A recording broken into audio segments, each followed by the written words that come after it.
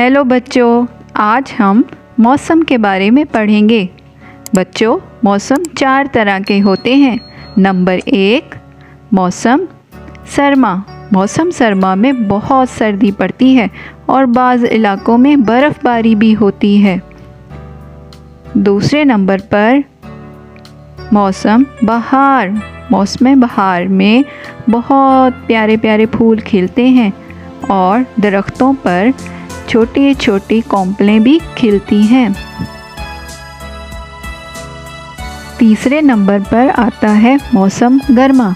बच्चों, मौसम गर्मा में बहुत गर्मी होती है। सूरज फलों और अनाज को पकने में बहुत मदद देता है। नंबर 4 पर आता है मौसम ख़ज़ां। मौसम ख़ज़ां बहुत खुश्क होता है। मौसम ख़ज़ां में पत्ते ज़र्द हो जाते हैं और दरख्तों से गिरने लगते हैं। इस तरह से हमारे पास 4 मौसम होते हैं। पहले नंबर पर मौसम बहार,